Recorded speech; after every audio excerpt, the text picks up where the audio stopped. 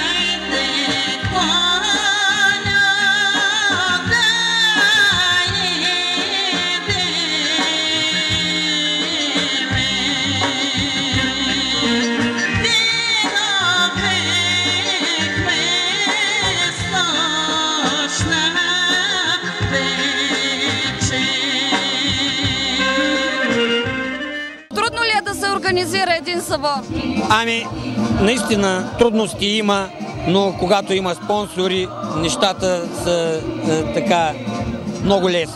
Имаме си и организационен съвет, който всеки дава идеи, всеки предлага от кого да потърсим парични средства, какво да направим в програмата и може би ще бъдете свидетели след малко какво сме направили и ще спомена сигурно и дарителите, на които искрено им благодаря. Искрено.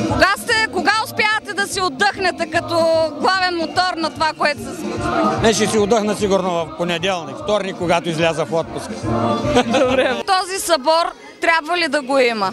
Трябва. Защо? Видят всичките хора да се събират. Да, ходите навсякъде са. Иначе загориме. И тогава, като се събереме, всички се виждат роднините си. На вас дойдоха ли ви гости? Да. Кой? Дъщеря ми. Кога не сте я виждали? Два-три дена ние сме ходили. Не, те са в Пловдив и те идват. Да. Ама всички се изчакахме гости себе. Дъщери, синове, внуци, всичко ни дойдоха. Иначе не идват. Пък и сега дойдат, им ще навидят, им ще поиграят. Едно време как е изглеждало селото? Ами, добре беше. И сега е добре. Същото се разправяме, деца гледахме. И имаше много хора. Сега заради няма работа, младежа бая се дигнаха. Колко хора сте били горе-долу? Ами, 5-600 души имеше, стари. Сега са малко, сега са, дали имат 300 души. Как живеете в село? Ами, добре живеем. Не се оплакват? Не се оплаквам. Нов път ви направиха? Да, много хубаво. Добър ни е кмета, направиха хубав път. Добре сме. Кажи сега едно време как се е живяло тук, как е било в селото? Много трудно. Едно време? Едно време, много трудно. Как го строихте селото? Не, бравиме се, организирахме се, път си пуснахме, цък си пуснахме сами. Цялото село на сами? Сами, без никакъв помощ от никъде. И след това ни пуснахме рейса на мушко рейс, да сам на так. Прикарахме си, преживяхме си и така. И половина селото са изсели, да знаеш. Половина селото по-малко са изселници, тук ги няма. Къщите са празни. И вие, дето останаме възрастни хора, само те са тук. Младите се прескрават, ги няма. Те напуснаха селото и отидаха. Що така? Защото нямаше работа, няма работа тук вече. Селото няма работа. Порано имаше геоложка, хамоложка, геоложка, свърши всичкото. Добре, спомняш ли си как сте прокарвали пътища, къщи, как сте строили? Ами, на грабта къщите стояни с камъни. С камъни, с каручки, с чайнички, сурнане, меже, носене, купане, на лопата, на кирка и така. И картофи сеяне, ниви сеяне, ръж за хляб, фурна нямахме. След това стана пътища, сега пусна, тогава направя фурна, тогава направя и училище и тогава почна да се застоя. А какво сте работили тогава? Тютюн сеяха и в горското дърва карахме.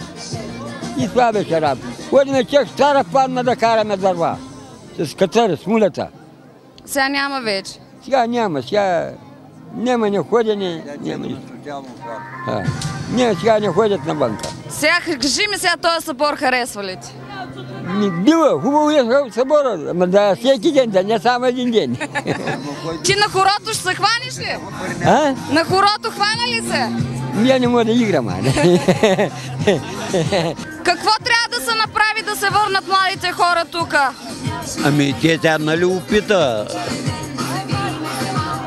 ще отварят обект, да се източва рудата тук. Няма начин да се не възвърнат. Имам чувството, че ще се възвърнат.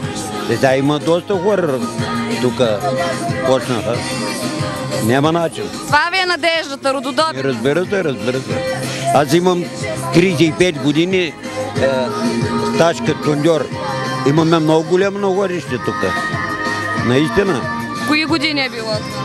Ами от 55-та. Изкарал съм пенсия от геоложка. Тук е проучено много голям наворище. Я ми кажи как живяхте едно време, как строихте селото?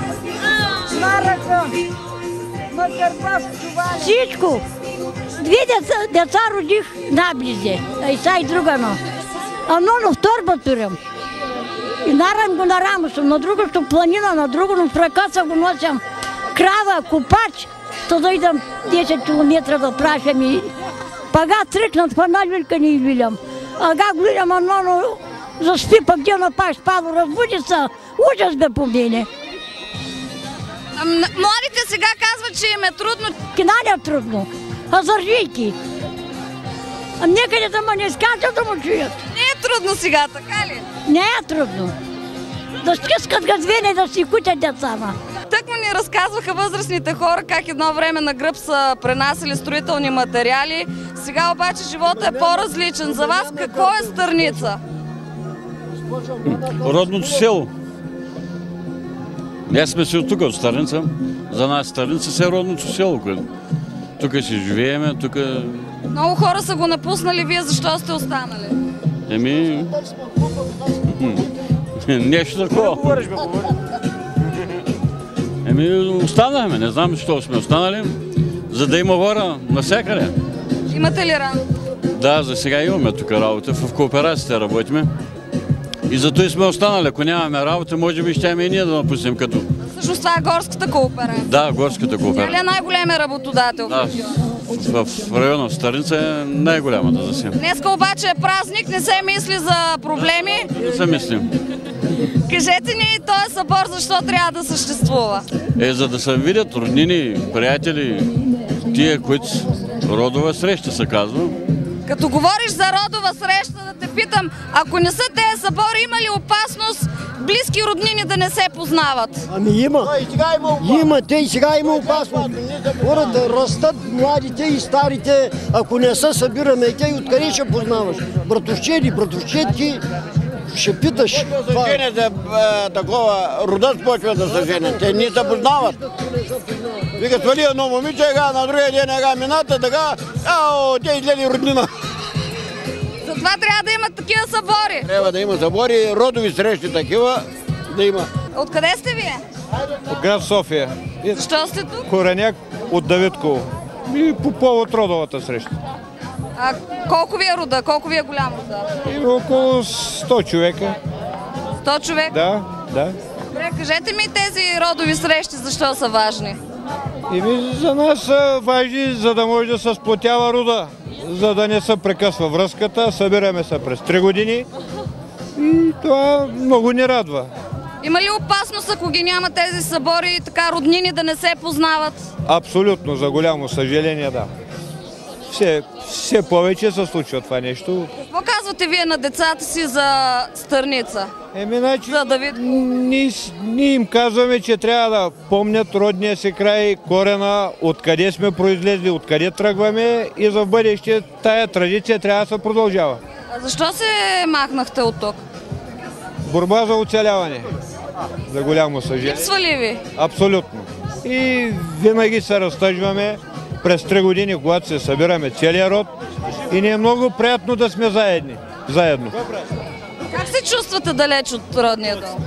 За голямо съжаление, с голяма носталгия, спомняме за родния край, но това е начинът. Трябва да оцеляваме. Добре, като се върнете и като видите селото, в какво се е превърнало? Всичко ни липсва. Онова предишното, което е било и сме го запомнили и сега не липсва. На здраве, деца века. Благодаря ви, живи и здрави и вие. И до нови срещи. Вие всъщност от Смолян, така ли? Точно така, да. Имате ли корен от Стърница? Жената от тук е, да. Жената? Да, съпругата. Какво е да си стърнишки зет? Обувките на къде гледат? На къде ти ги обърнат? Често ли ви ги обръщат? Не често, това по-рядко идваме тук, само по такива поводи. Вие сте зет тук, харесва ли ви мястото, хората? Супер, идеално. Как преминава една родова среща, ми е интересно? Гледа го, музики, хората се виждат, срещат се, говорят, роднини, близки се събират, така. Градусови напитки? Всичко, да.